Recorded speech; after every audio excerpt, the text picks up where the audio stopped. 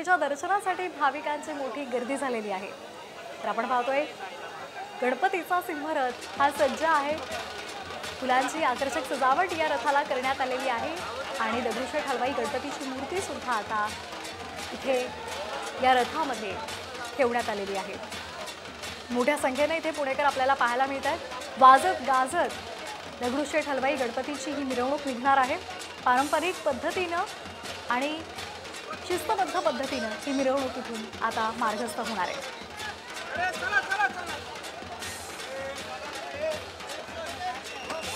तर आपण पाहतोय फुलांनी आकर्षक सजावट करण्यात आलेली आहे आणि या सिंहरथामध्ये बाप्पाची मूर्ती ठेवण्यात आलेली आहे।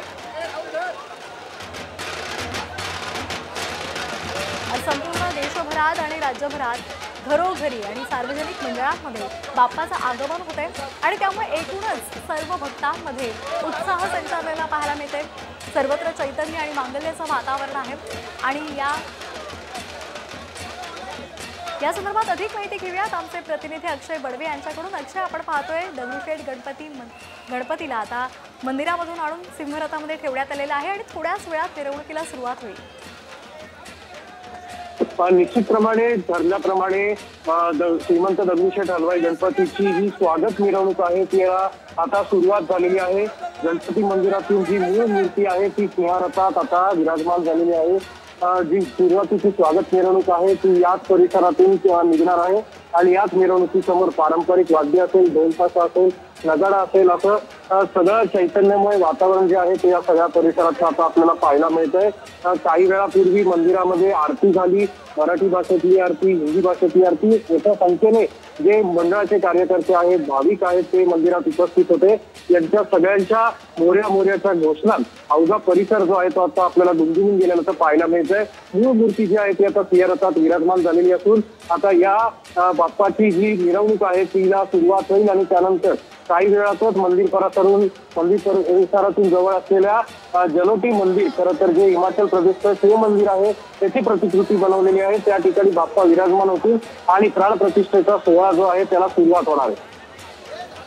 अगदी, तर सिंहरथातून थाटा माटात आता बाप्पाच्या मिरवणुकीला थोड्याच वेळात सुरुवात होणार आहे। धन्यवाद अक्षय, आपण दिलेल्या या माहितीसाठी।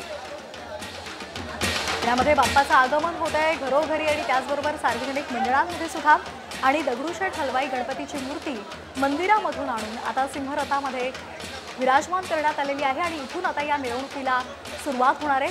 पारंपरिक वाद्य तसंच ढोल ताशा वाजवत ही मिरवणूक आता निघणार आहे। थोड्याच वेळात या मिरवणुकीला सुरुवात होणार आहे। पुणेकर मोठ्या संख्येनं बाप्पाच्या या मिरवणुकीमध्ये सहभागी होण्यासाठी इथे पोहोचलेले आहेत।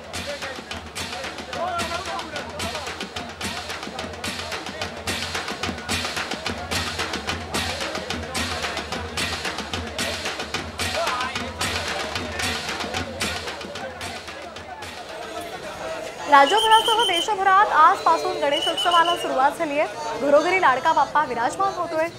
गणेश भक्तांकडून गणरायाची वाजत गाजत मिरवणूक सुद्धा काढली जाते। प्रत्येकाच्या चेहऱ्यावर बाप्पाच्या आगमनाचा आनंद आणि उत्साह पाहायला मिळतोय।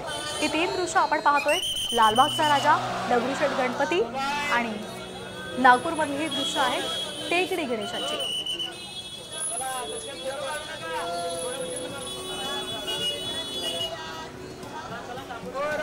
मुंबईमध्ये सुद्धा गणेशाच्या आगमनाचा वेगळाच उत्साह पाहायला मिळतोय। लालबागच्या राजाचं दर्शन घेण्यासाठी भाविकांनी रात्रीपासूनच गर्दी केलेली आहे।